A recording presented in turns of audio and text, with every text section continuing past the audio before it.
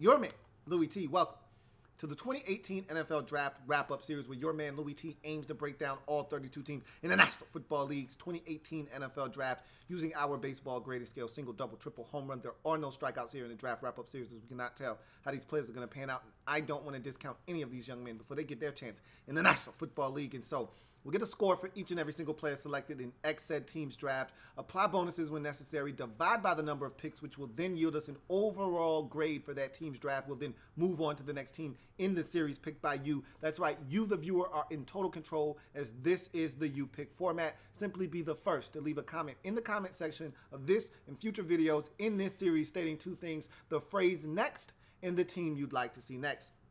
Some examples would be NE next, Pats next, next Patriots. You get where I'm going with this. As a matter of fact, the next team up in this series is, you guessed it, the New England Patriots, the AFC reigning, defending champion New England Patriots. Can somebody stop them? We're going to see. But I'll tell you this much. The one thing the Patriots used to not do well, at least not up to par with everything else that goes well in their organization. They do everything else at the highest of high levels. The one thing that didn't meet the standards of the rest of the organization was the draft. That's the one thing. Yeah, every now and again they'll pick a couple of diamonds out of the rough and they'll grab a couple of guys and you're like, wow, that was a really good pick. But more oftentimes than not, they drop the ball in the draft. That's what the Patriots do. This draft doesn't scream, we dropped the ball. Yeah. And, they're good at picking out quarterbacks and getting value for them over, as time passes and the quarterback, the value of that quarterback appreciates and they are able to ship him off. They do that well. They'll get the occasional really good linebacker. We've seen them do that. Every now and again, they'll pluck a solid corner, but for the most part, they go out in free agency and get their cornerbacks. But every now and again, they'll get a Logan Ryan or they'll get a McCourty at the safety position where they'll hit it big.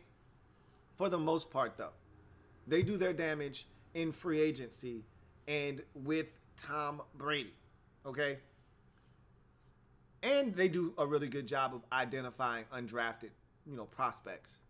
But this particular draft looks to be on par with one that will help this team continue to foster an environment that will win even after Tom Brady's gone. Now, I know that sounds crazy because, first of all, who can even see life without Brady?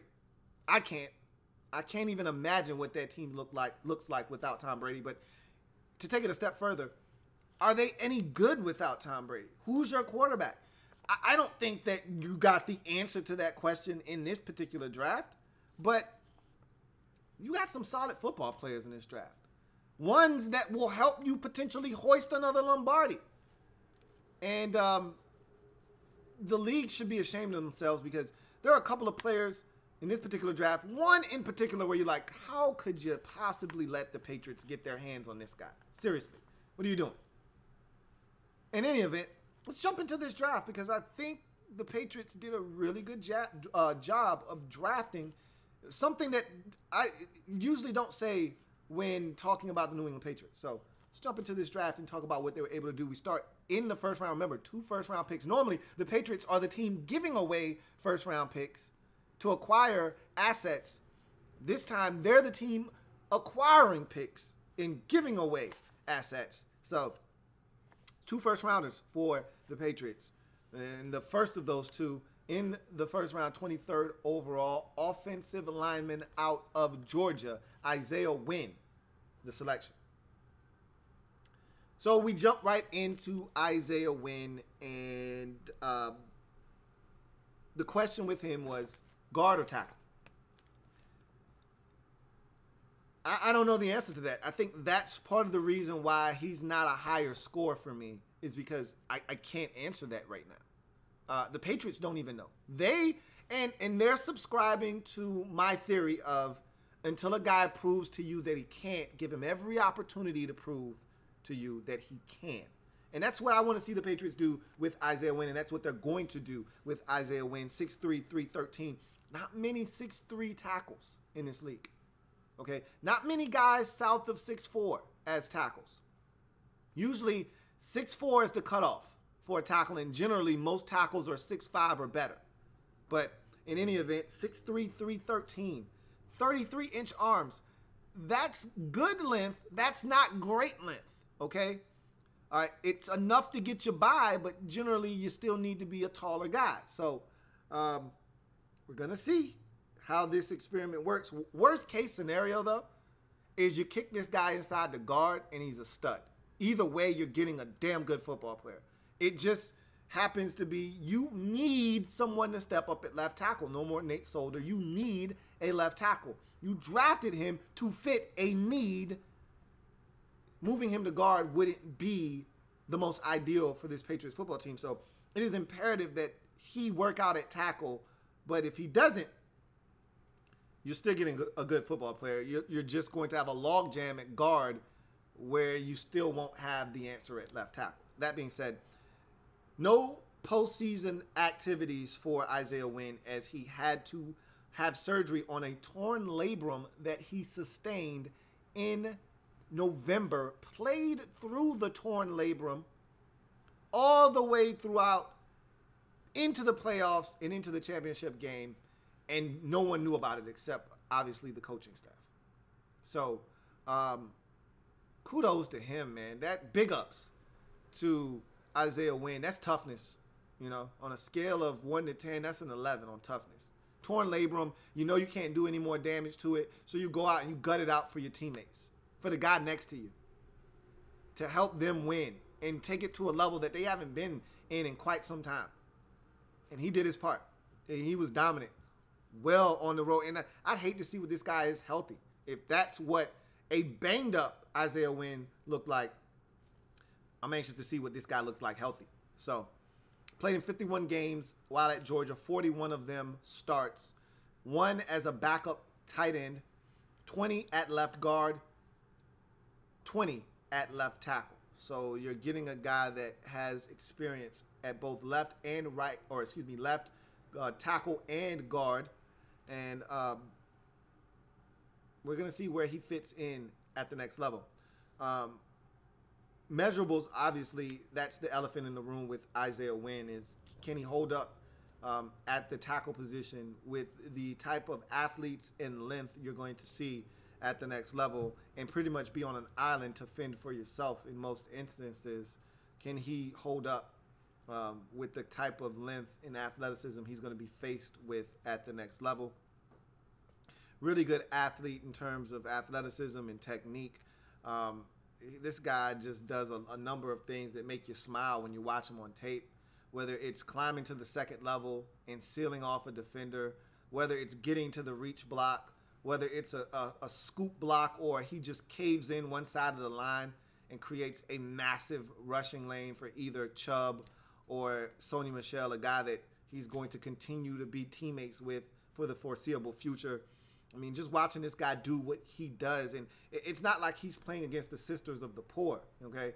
This guy, I'm watching him dominate against Alabama, you know. Teams don't run against Alabama, yet he's getting to the second level and walling off defenders. This guy was outstanding at Georgia, and whatever they asked him to do, he did it. Guard, tackle, didn't matter. He excelled at both. Anchor, you rarely see this guy get pushed back. You know, he didn't give a ton of ground. I don't remember and recall anchoring being a problem, not once on tape. Not to say that that's never been an issue for him. I just don't recall it. Really good balance and redirect. There's a play against Alabama in the bowl game where he gets to the second level, turns, pivots, and seals off a second-level defender and kicks out a run for Sony Michel for 13, 14 yards. Doesn't sound like a lot, but the difference between that being a 5-yard run and a 14-yard run, and again, we're talking about Alabama's defense. It's tough to get 14-yard runs against that group up front. The difference between a 5-yard and a 14-yard run is massive in a game like that, of that magnitude against that team. And the difference is that guy, Isaiah Wynn, realizing that I don't need to help on the double team anymore. Let me turn, pivot, and find the next closest defender or the MDM, the most dangerous man, and pick him up and pick him off and get him out of the picture. It's fun to watch. It's fun to watch. Toughness. I talked about the guy playing through a torn labrum basically the second half of Georgia's season. Not complaining, not doing anything but going out and dominating. This guy's tough as nails. Run blocking, pass blocking, he's really good at both. I think he's a better run blocker than he is a pass blocker at this point. Finish is solid. He'll dump you on your skull and drop his 310-pound frame on top of you. Awareness, really good, picking up twists and stunts and late blitzers and things of that nature. Recovery is solid. Pulling, he's a guy that when he pulls, if he gets there, he's going to do damage. But you got to wait for him to get there. He's one of those guys. Not the greatest athlete in the world, but good enough. That's for damn sure. In availability, like I told you, didn't miss a bunch of games while in college. Played in 51 games, so obviously didn't miss a ton of games. And the fact that this guy was available with a torn labrum, again, speaks volumes for not only his football character, but just the toughness that this guy exudes. Got to love that. I love this pick in the first round. I really do. The only thing stopping me from making this the ultimate in terms of score is the lack of knowing what exactly this guy is. We know what the Patriots are going to use him as initially. The question is, can he survive, and not only survive, but thrive at left tackle? He did it at Georgia. Can he do it at the next level? That is the question in the first round, 23rd overall selection. Offensive lineman out of Georgia, Isaiah Wynn, for me, is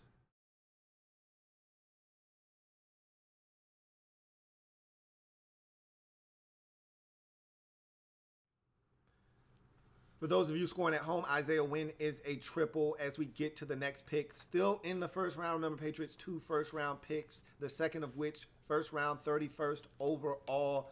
Staying in the SEC, as a matter of fact, staying at the University of Georgia, this time for running back, Sony Michel.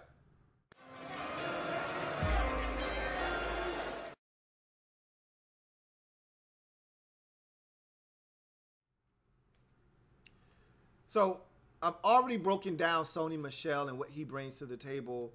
So I'm not going to do that here. If you're looking for a thorough breakdown of Sony Michel or any other prospect I was able to get to prior to the draft, check out the 2018 Draft Prospects 101 series on the Louie Tee Network on YouTube. That being said, this guy is one of those players that you just don't want the Patriots to get their hands on. He's a difference maker at the running back position, the likes of which the Patriots generally don't have on their roster. The Patriots are supposed to have a Lawrence Maroney type of back, a LeGarrette Blount type of back, a guy that, yeah, he's good and he's solid, but no one's afraid of those guys, okay? No one's afraid of LeGarrette Blount. No one's afraid of Lawrence Maroney. That's the kind of guy that they're supposed to have in the back. They're not supposed to have a shifty, dynamic, game-changing back like when they had Corey Dillon. That's not fair. They're not supposed to have a Randy Moss on their team. Tom Brady is supposed to take the table scraps and make that into a 4-course meal. Not give him the best ingredients in the world and say, hey, go take this and do whatever it is you want to do with it. Because we already know he's great. You give him greatness, he's only going to make that greatness even greater. So you give him Sony Michel, he's going to be a problem in New England. He's going to catch it. He's going to run it. They're going to use this guy in all sorts of ways, and they're going to make Sony Michel a feature back. That's a problem because the New England Patriots aren't supposed to have one guy that can do all of this. They're supposed to have 3 guys doing all of these different chores. And they're still going to have James White, and they're still going to have Mike Gillislee, and they're still going to have all these other guys. But Sony Michel is a difference maker. So you effed up is what you did. You allowed the Patriots to get their hands on a true difference-making back. And they're not supposed to have one of those. They're supposed to have a Kevin Falk type, a guy that's, receiving back. I call him the Brady backs. He's the original Brady back. They're supposed to have one of those types of guys. And we just saw one of them walk in Dion Lewis and go to Tennessee. Yeah, you're supposed to allow them to keep 3 or 4 of those on the roster. Specialist backs. This guy does short yardage. This guy catches it. This guy can run in between the tackles, but he doesn't have a bunch of speed. Sony Michel puts all of that in one package, essentially. And yeah, he wasn't necessarily the guy at Georgia, but I think he can handle more of the load. The only thing I will say about Sony Michel that he has to clean up or will be a problem at the next level is the fact that he had an issue fumbling the football. He cleans that up, he's going to be a massive problem for teams in the AFC East. Not just the AFC East, in the AFC in general. First round, 31st overall selection, running back out of Georgia. Sony Michel for this Patriots football team is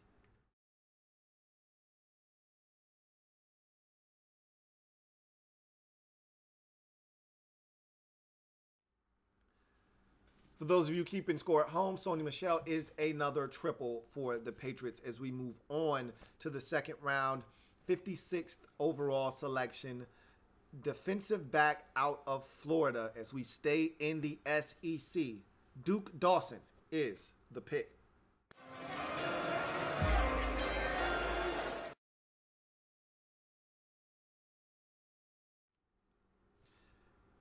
And what you'll continuously hear me talk about when referencing Patriot players, especially on the defensive side of the football, high football IQ. You're going to play for the Patriots. You're going to have to know multiple positions. You're going to have to be able to retain a lot of information. You're going to have to be a guy that thinks the game. They require that of you. You want to know why the Patriots are so good? They require you to do and know more. And for some people, some players, they're not comfortable knowing more. Some teams, some coaches aren't comfortable putting more on the plate of their players. They thrive at doing that in New England.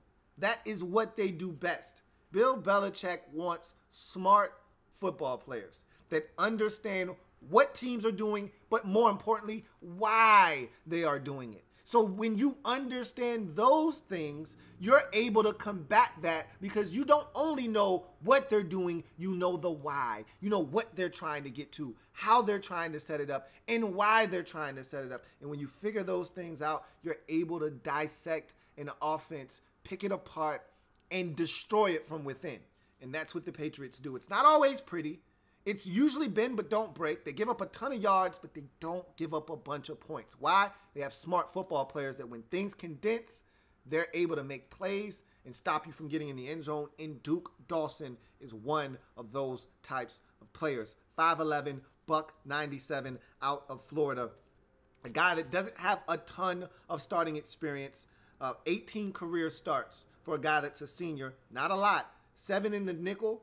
11 as a boundary corner, but remember, this is a guy that played at Florida and pretty much had his career overlap with those of Tease Tabor and Quincy Wilson, so it was hard for this guy to get on the field as a boundary, but he found his way to the nickel, and this is a guy that can give you a little bit of both. And again, when you play for the Patriots, you need to be able to not only know more, you better be able to do more as well, and Duke Dawson is a guy that can play a little bit of safety if need be in a pinch, can definitely play over the slot as a nickel, and he can play out wide, and I think he can make a damn good boundary corner as well. 4'4", 640, so he can pick him up and put him down. 15 reps of 2 1/4, 6 career INTs, 17 PBUs, 6.5 tackles for loss, and 2 forced fumbles in his career.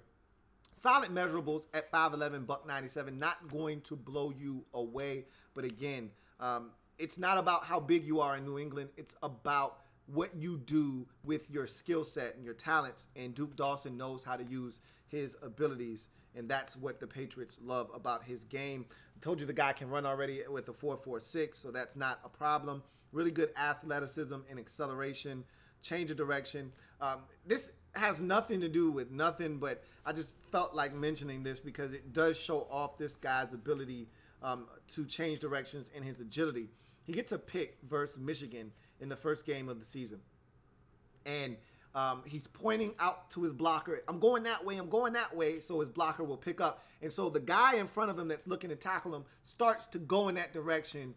And without any indication that he's about to change directions, Duke Dawson just turns and goes in the opposite way. Leaves that defender in his wake and scores a touchdown on a pick 6. if it was one of the most wickedest, quickest changes of direction I've ever seen on a football field. It was just boom, like, oh shit, you were pointing that way, you just went that way. How did you do that? He's got that kind of ability to change direction, and you see it sometimes on the field when coming back to the football and driving on a route and looking to break it up or making a play on the football. Anticipation and awareness. He's got really good awareness. Again, smart football player. High football IQ. The type of guy that's in zone coverage, sees the route combination. Again, knowing why teams are doing what they're doing, understanding what the combination is looking to set up. He's the type of guy that will sag off of the shallow route, fall underneath the deeper route, and pick it off. That's the kind of player Duke Dawson is. That's the kind of player the Patriots look for. Guys that understand the game, see things before they happen, react to them, and make plays. That's what Duke Dawson does. Look, locate, and contest. I'd like to see him do that a little bit more down the field. He can get really handsy down the field. He loves tugging the jersey. He loves being overly physical and aggressive. That could come back to bite him in the ass at the next level. But if he ever figures out that turning and locating the football is the best thing to do, he's going to be dangerous, and he's going to make even more plays in man-to-man situations, because right now in zone coverage, the guy is lethal. Okay, he's a lethal weapon in zone coverage, but in man situations, I think he is a little timid and doesn't want to look back for fearing of losing track of the football, and so he doesn't turn and locate, and I think he's going to get himself into trouble with some flags if he doesn't do so at the next level. Really good ball skills, as I mentioned, 6 career INTs, and when he gets the football, he's looking to do damage with it. He's not just content with, oh, I got a pick. He's looking to take it the other way. So he's one of those guys who gets the football in his hands, and he turns into a dynamic return man. Tackling and willingness to tackle, this is the thing that I probably like about him the most, is that in this 5'11", buck 97 frame is a guy that plays the cornerback position like a safety. He'll come up and hit you. He'll be physical with blockers and shed those blockers. A nice tackle on the Florida State running back, Patrick. And if you know anything about this guy, he looks every bit the part of 240, 245 does Patrick. He's a big, burly back. He's physical. And Duke Dawson sized him up, wrapped his ass up, and drove him backwards. Not only did he make the tackle, he drove him backwards. He's, like I said, he attacks the game like a safety at the cornerback position. So I love that. Man coverage, watched him play the slot versus Arkansas in 2016. That's when they still had Tease Tabor and Quincy Wilson. So he was manning up the slot then. You see him jump in the slot at times in 2017, but he was playing out on the boundary more so in 2017. Interception versus Michigan and another interception versus Florida State, in which he's just always around the football. I said all of that to say this. He's always around the ball. Love guys that just find themselves in the right position at the right time. That's not by happenstance. Guys that find themselves around the ball, they know something. And like I said a number of times already, Duke Dawson, he knows some things. So really good versatility as a boundary and a nickel. I think the Patriots can't be sold on Eric Rowe as the corner opposite of Stephon Gilmore. Like, Duke Dawson has to be the other guy, right? Like, that's got to be the other corner. So I'm thinking in my mind, if you're that pressed for a nickel, then Duke Dawson can jump in right away and be that guy. But I think you'd be more so pressed to find a guy to go out wide, being that you don't have another corner really opposite of Stephon Gilmore. So in my mind, Duke Dawson is that guy. But we'll see. You know, we'll see what happens. But in any event, man, really like this pick. Like this pick in the second round, 56th overall selection. Defensive back out of Florida, Duke Dawson for me is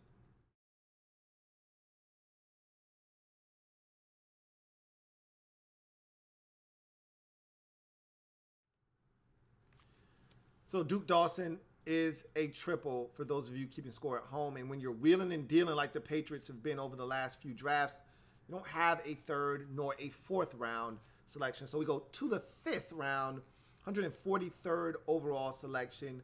Linebacker out of Purdue, Juwan Bentley is the selection.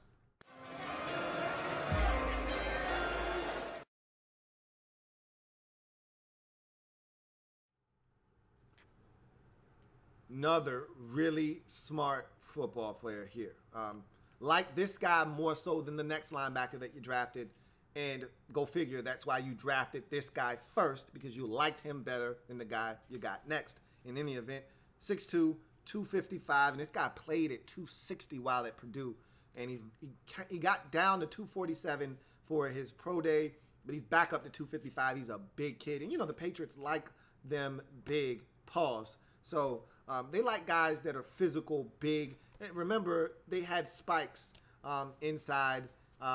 What's the linebacker from Florida that they had, the big physical one that couldn't run? He ran like a 5-something 40, but he was a big physical linebacker. You guys know who I'm talking about. They like him big in the middle at the linebacker position. Physical guys that can tackle, and that's what Juwan Bentley is. 4.67 40, which is not overly slow like the Florida linebacker you had once upon a time, but it's not in the shape and mold of today's NFL linebacker that can run. But 4.67, I've seen worse. 31 reps of 2.25. Played in 37 games, started 36 of them out of a possible 48 games. Had an ankle injury that cost him a game in 2017, and had a torn ACL in 2015 that cost him the latter portion of that year and the beginning of 2016.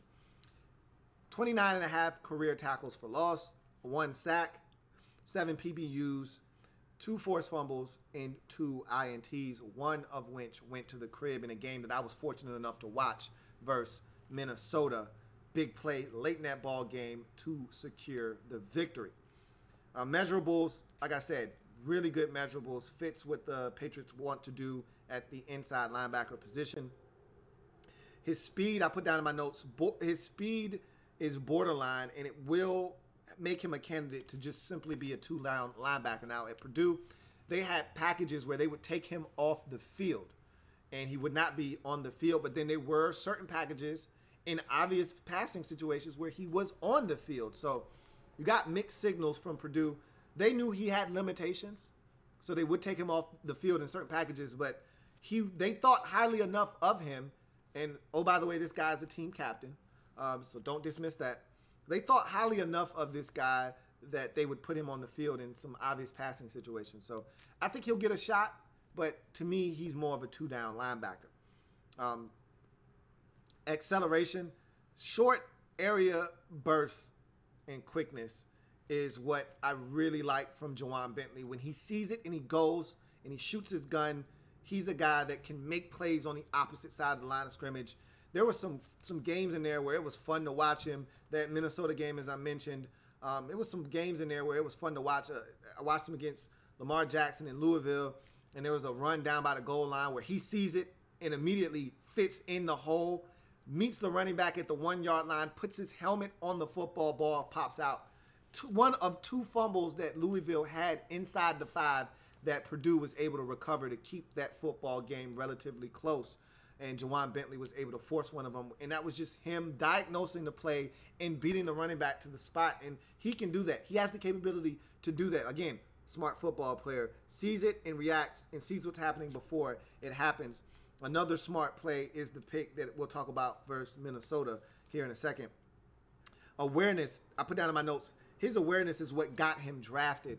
He's a guy that lacks elite athleticism, as we already talked about, but the combination of his awareness and his ability to diagnose things before they happen, coupled with the amount of athleticism and speed that he does have, makes him a guy that is good enough to be on the field and make plays.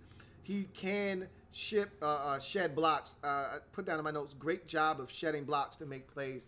With that frame that he has, you would hope that he does a great job of taking on blockers and then shedding and getting to the ball carrier. And I saw him do that quite a bit on tape. Tackling ability, he's a plus tackler. Not one of these guys that comes up willy-nilly, missing tackles and what may have you.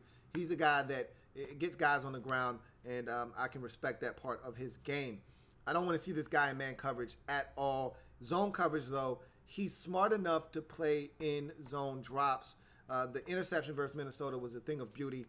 He's dropping simply into a hook zone and really doesn't have any responsibility other than getting depth. He's eyeballing the quarterback who takes him right directly to a slant on a 4th and 3 late in the ball game. Crucial situation. If they're able to get the stop, Purdue's going to preserve the victory. If they give up the 4th down conversion, Minnesota's going to have the ability to continue to move the football down the field and potentially tie the game up and send it to overtime.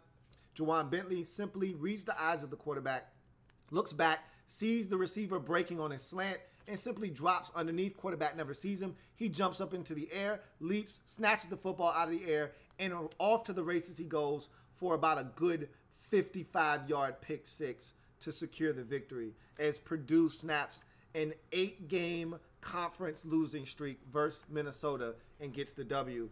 And Juwan Bentley was a key contributor in the victory. So again, smart football player, seeing what's going on, diagnosing what's happening, and makes a play for his team.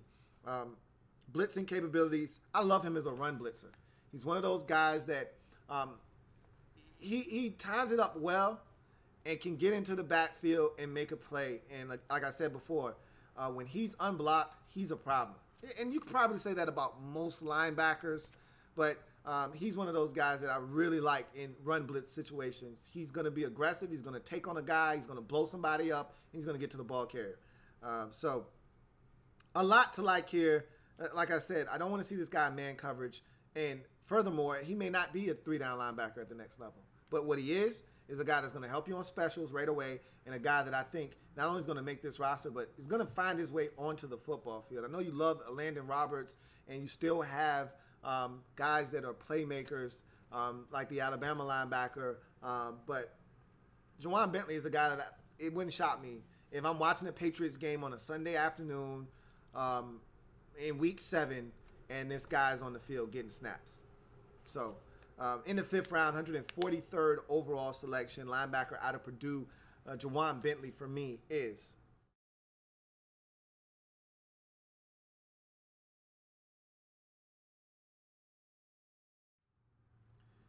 So Juwan Bentley is a double for those of you keeping tabs at home as we move to the 6th round, 178th overall selection, linebacker out of Arizona State. Christian Sam is the selection. Never, ever trust a man with 2 first names.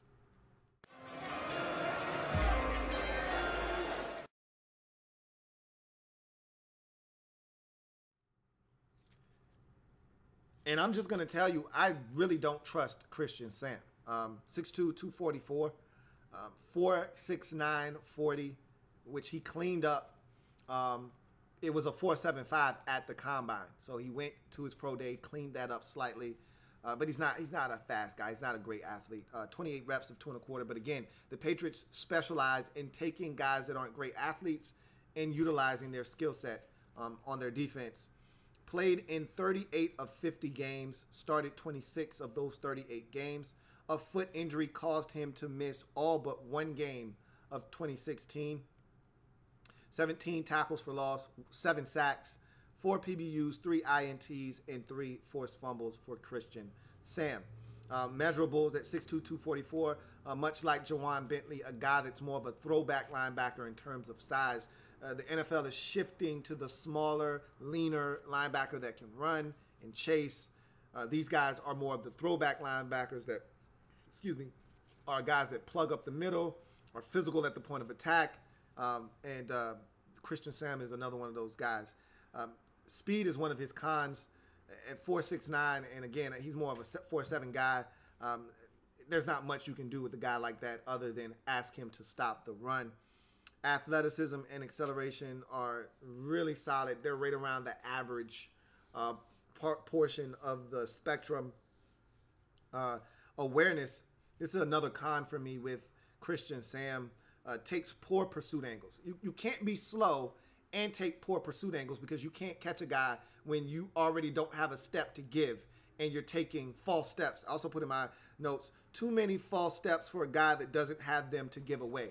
You can't fall for play action fake, suck up 2, 3 false steps, and then look to get back into your zone drop. You're not fast enough to do that. You can't fall for misdirection on a bootleg and supposed to be running with the tight end, and then the tight end goes right past you, you're not fast enough to stop, change directions, and then go track that tight end down. So you don't have those steps to give away. You can't fall for the stretch and the fake going one way and then the boot action the other way. You can't, that can't be your life. You have to see that, diagnose that, and get where you're supposed to be, because you aren't fast enough to have those types of mistakes. So that was something that really bothered me with him on tape. And then to make matters worse, he was one of those guys that wasn't hustling to the whistle all the time. Oh, they got it.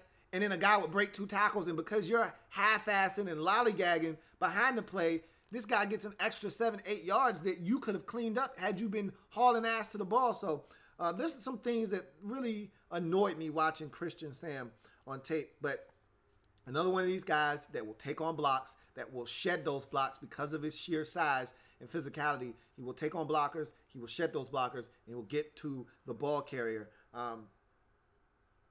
However, tackling ability, I watched him get steamrolled. I put down in my notes, Oregon quarterback Herbert ran his ass over en route to a touchdown.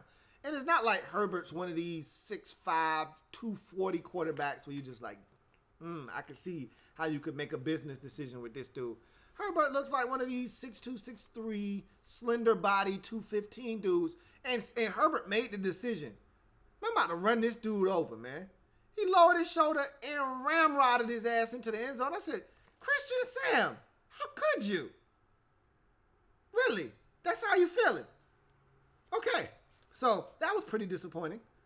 Again, another one of these guys I don't want to see in man coverage. Ever. In man coverage. I don't even want to see him in zone. At least Juwan Bentley, I think you can get away with him in zone. I don't want to see Christian Sam in zone coverage, but he did it quite a bit at Arizona State. I'm good. I'll pass. Thanks. Blitzing capabilities, I do like him as a blitzer, even more so than Juwan Bentley in terms of getting to the quarterback. The 7 sacks on his career. I saw a guy that was very comfortable going after the quarterback in blitzing situations. So I do like him in those situations to be able to get pressure on the quarterback. But I'm not a Christian Sam fan. He's got 2 first names. I don't trust him. And so this is one of those picks. It wouldn't shock me if he made the roster, but if you told me he wasn't going to make the roster, I'd say, yeah, that sounds about right. Practice squad for this guy. But in any event, we'll see what happens with him. 6th round, 178th overall selection, linebacker out of Arizona State. Christian Sam, for me, is...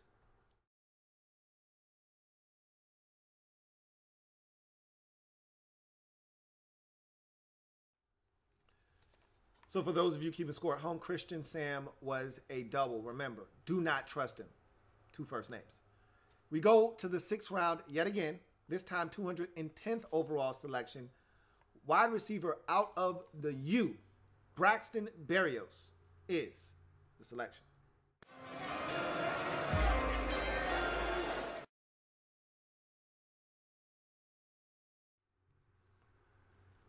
So I'm not going to get into an in-depth breakdown of Braxton Berrios. I don't feel the need to have to do so. But I'm going to tell you some things. Let me start by saying the NFL effed up on this one. Just admit it. You effed up. You dropped the ball. This is the exact player that you don't want Tom Brady and that Patriots offense to get their hands on. You just got rid of one of these boys. And every single time you guys allow them to replace what they lose. Okay, when we finally got Wes Welker's ass the F out of New England, everybody was like, hell yes. Damn. And then you let them go get Danny Amendola. And you're like, how could you? How could you let them get Danny Amendola? Not to mention they got Julian Edelman. Okay, so Edelman goes out with the torn ACL last year. And who steps up? You guessed it, Danny Amendola. So you finally get Danny Amendola's ass out of there. Ship his ass off to Miami. Get him the F out of there. It's tearing people's ass up. They got no more shifty-ass slot guy. You know, Amendola's gone. And yeah, Edelman's coming back. But Edelman's like a jack of all trades. He does everything. But, you know, Brady wants that guy that he knows is going to win in the slot, that he can get it to on 3rd and 6. And enter in Braxton Berrios. God damn it. You let them get the guy that they were missing. This is what the game's been missing. Even though it was only missing for like 3 months, you should have kept Braxton Berrios. If for no other reason than we keeping his ass away from New England, somebody should have drafted Braxton Berrios. Just so the Patriots couldn't get their damn hands on him. He's the quintessential New England slot. You effed up. 5'9", $184, shifty as the day is long. 4.47, and see, this is the difference between the others. Wes Welker wasn't a 4.4 guy, okay? Wes Welker on his best day was a 4.55 guy, all right? Wes could run now, but Wes wasn't smoking dudes. Danny Amendola, same thing.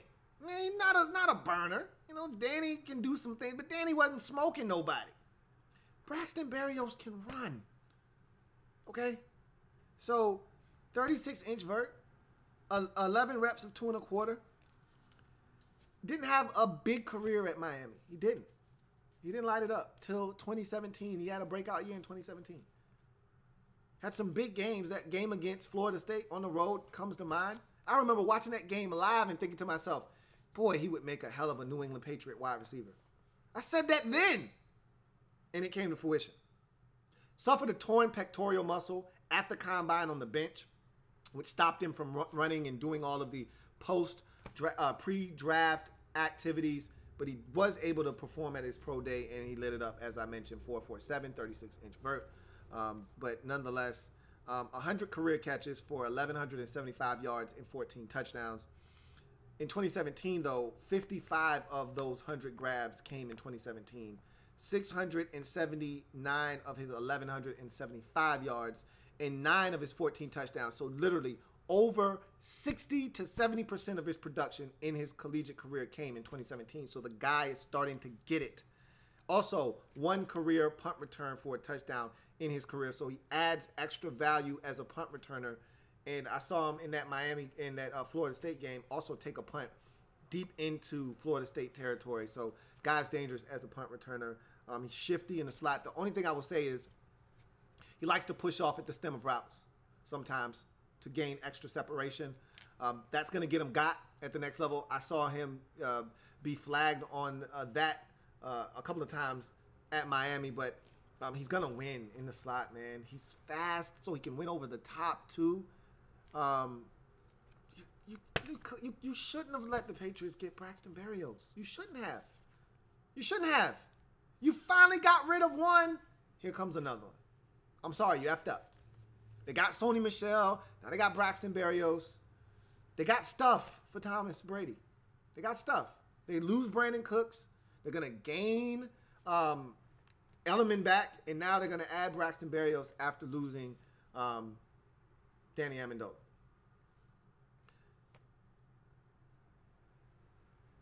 Sixth round, 210 pounds, or it's 210th overall selection. Wide receiver out of Miami, Braxton Berrios for me is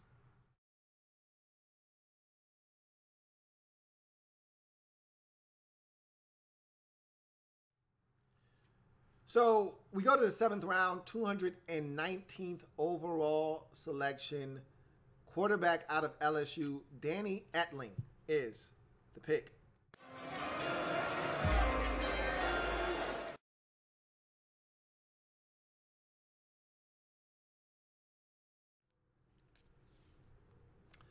I think I may have gotten around and pick wrong for Danny Etling.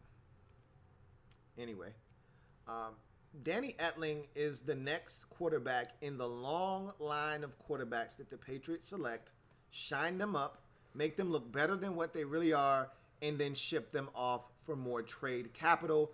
Danny Etling will be a guy that they will do that with because he is not, I repeat, not the future in New England. They're going to draft another guy at some point. They're not stupid. They're not going to draft that guy right now because they look at Tom Brady and they say, Tom's still got 3-4 good years left in him. And if that's the case, you don't want another Jimmy Garoppolo situation where you draft a guy too soon. Tom plays another 4 years. That guy you're not sure about, but his contract is up. And so now you're stuck between a rock and a hard place. So to avoid that, you draft Danny Etling, who is going to be your stopgap quarterback. He's going to be your new Ryan Mallett, your new Brian Hoyer, your new Matt Cassell, your new Jacoby Brissett. A guy that you see as a solid quarterback, but one that you don't envision being the guy moving forward. And you're going to clean him up, make him look good in the preseason, spot duties, and in some ass whoopings, throw him in there, let him look good in those situations. You're going to shine him up and trade him away for a third or fourth round pick down the road. But the guy to succeed Tom Brady, not on the roster right now. Danny Etling is not that guy.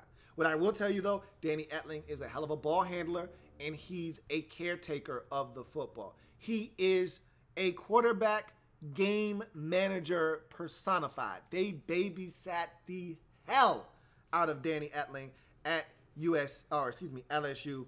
They ran the hell out of the football. A bunch of jet sweep, ghost motion, and everything had jet sweep built into it. So defenses had to respect that. It all culminated in Danny Etling having extra action going on, so more time to throw the football, more easier reads. They really set it up for him to succeed at LSU. 476, don't be fooled. Danny Etling is an athlete, okay? He will run the football on your ass. Tuck it, run, dive, do whatever. He's gutty, all right? He'll do whatever he needs to do to help his team succeed. I like that about Danny Etling. 6'3", 222, 4.76 40, 35 career starts, 12 at Purdue, started his career there, was sat down in favor of Appleby because he started out the season 2-3. They were struggling.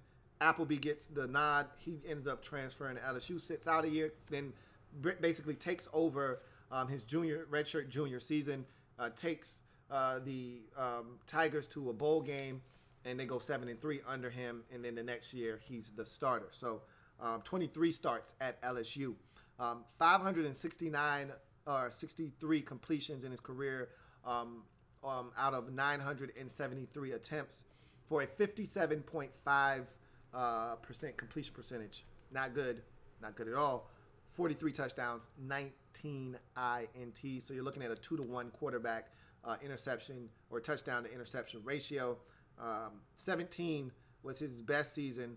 165 completions, 275 attempts for a 60 completion percentage clip.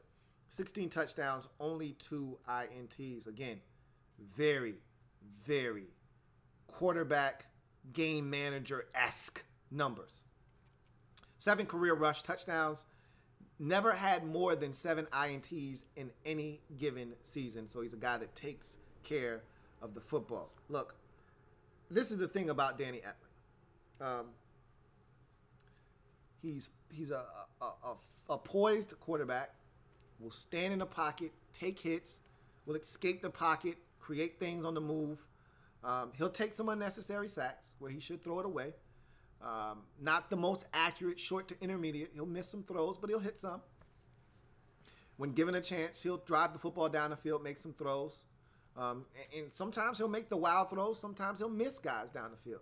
But what I can't get out of my head for the life of me, which I'll always look at Danny Etling in this light, is the 2 Alabama games. One in 2016, one in 2017. Both very winnable games. The game in 2016 might have been one of the worst performances I've seen from a starting quarterback in a big spot ever. That game was 0-0 in the fourth quarter. They had ample opportunities, and Danny Etling was scared. Shitless.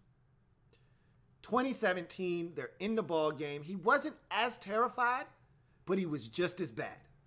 Okay? He wasn't scared in 2017. He just wasn't good enough.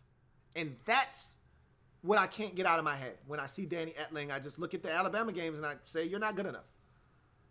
You may be able to tear Ole Miss a new asshole and destroy Texas A&M for 300 yards passing in the first half because you've got all this different action and the run game is kicking them in their ass. And so when you go play action fake, they're sucking up and you're getting one-on-one situations with DJ Chark down the field or Russell Gage is running free through the secondary. So you're able to get big chunk plays. That's great. But when Alabama came calling and you had opportunities to make plays, you didn't. There's one throw against Alabama where he gets crushed.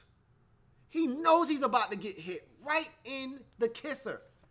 And he delivers one of the most beautiful footballs you will ever see a quarterback throw. And I'm saying, oh yeah, Danny's ready to play tonight. That was the last great throw of the night for Danny Etling. And that's my problem with Danny, is he can make that throw, and then he can make a bunch of other throws. Like DJ Chark was winning. He smoked Minka Fitzpatrick on a play where Minka pulls up lane with a hamstring, and he underthrows him by about 3 yards.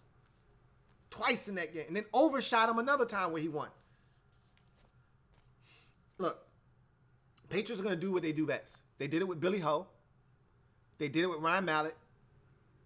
They're going to do it again here. They're going to shine this guy up, and Jimmy G doesn't classify for this. I left Jimmy G out of those quarterbacks for a reason, because Jimmy G is a starting caliber quarterback. The rest of those guys aren't starting caliber quarterbacks. Those are backups, and that's what Danny Etling is. He's a backup quarterback that you're going to shine up, and you're going to dupe someone into giving you a 5th or 4th round pick for him down the road. But in any event, 7th round, 219th pick, which I think that's wrong. This smells and feels like a 6th round pick. I think I wrote down the wrong information. Danny Etling, for me, quarterback out of LSU, is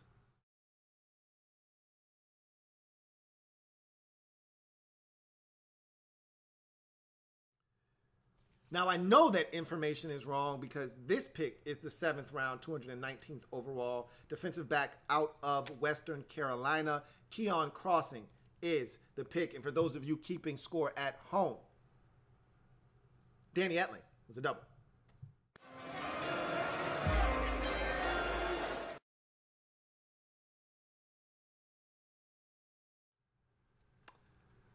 So Keion Crossen is 5'10", $185, out of Western Carolina.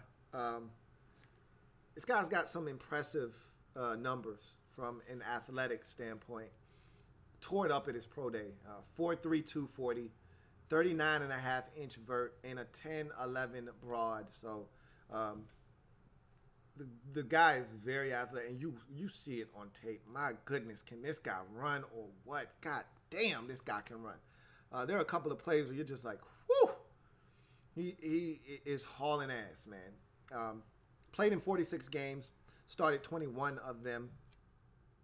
165 career tackles, 1 sack, 3 INTs, 19 PBUs, and 1 forced fumble.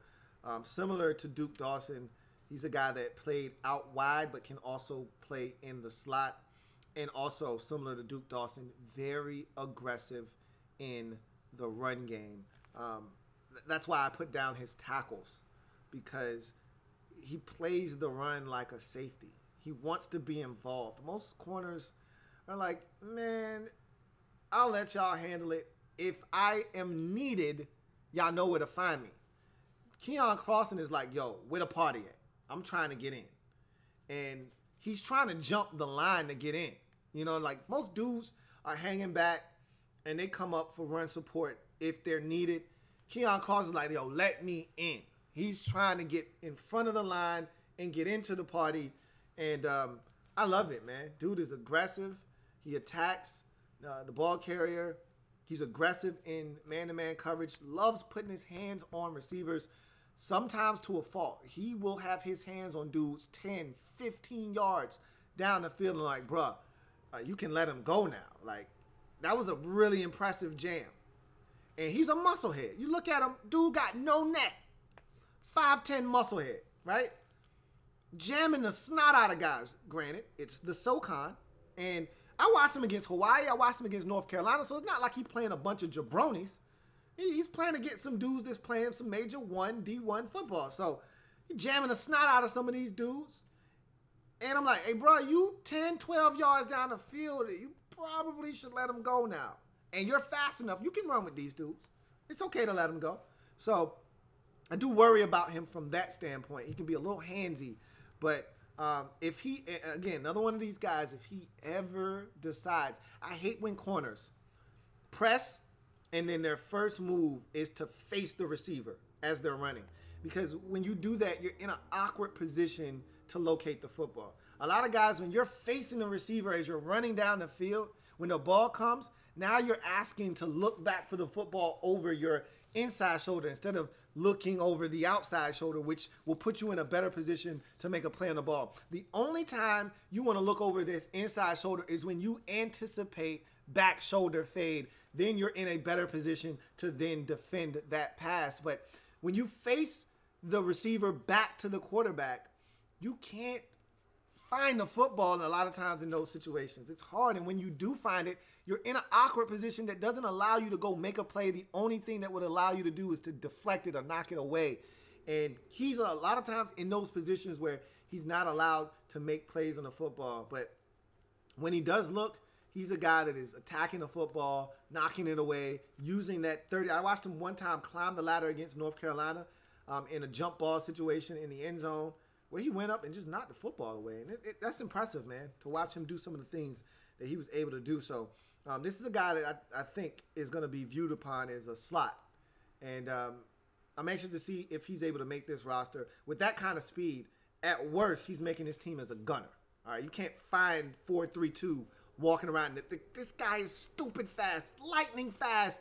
He's getting down there on special teams, and he's going to be the first dude down there ready to make a tackle because I told you, he's got the mentality of a safety. So he doesn't mind tackling. He's fast as hell.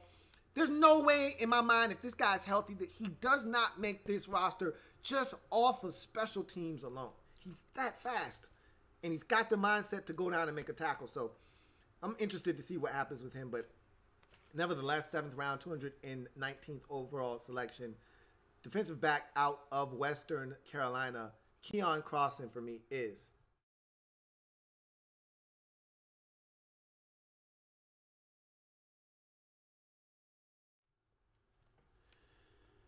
Seventh round, 250th overall selection, tight end out of Florida State, Ryan Izzo is the pick. And for those of you keeping score at home, Keion Crossen was a double.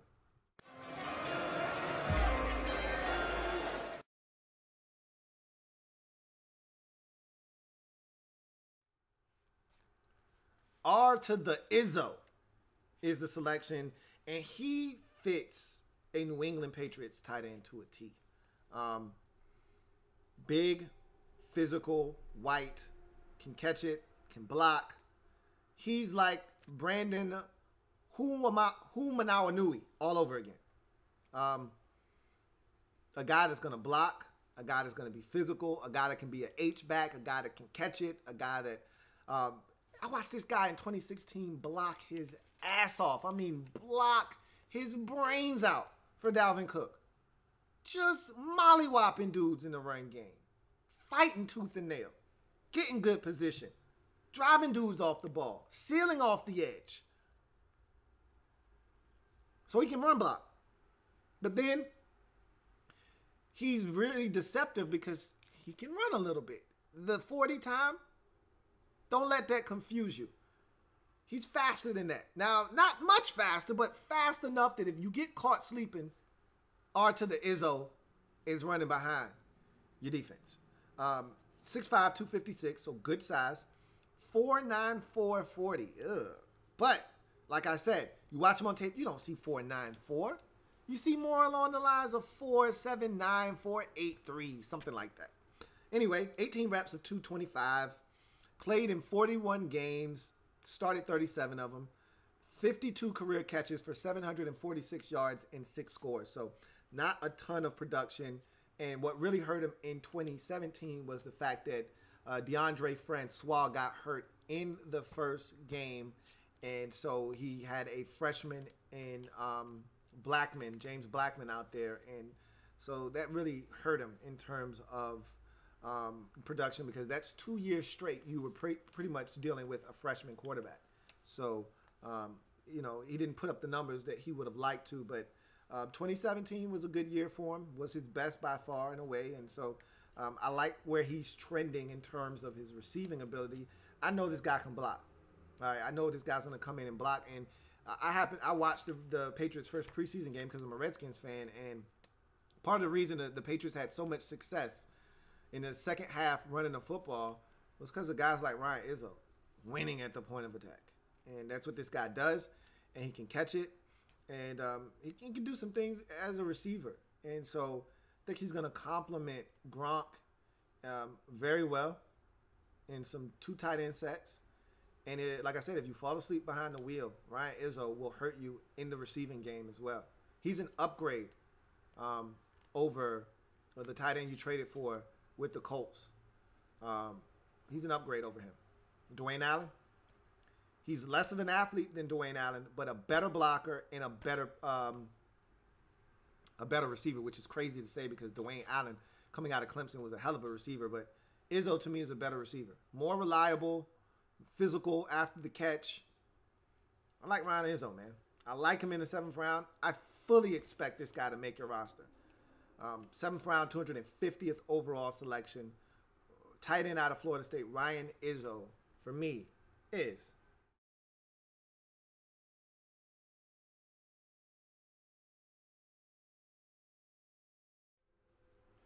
so that wraps up this Patriots draft. If you're looking for a score for each individual player in this Patriots draft, go to the website LouieTeeNetwork.net, and there you will find all of the scores for each player that I was able to take a look at in this draft, all the players that I've taken a look at in the draft, period.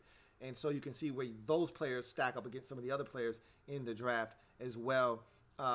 Also, don't forget about the Louie Tee Network podcast. That is available on Stitcher, iTunes, on Google Music Play, and of course the website LouieTeeNetwork.net. There are many ways that you can help further this brand and this movement by donating.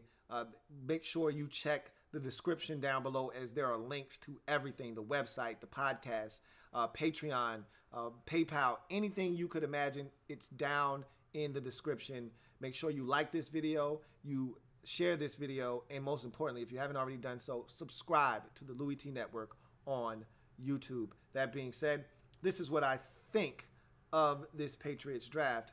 Here's their final score.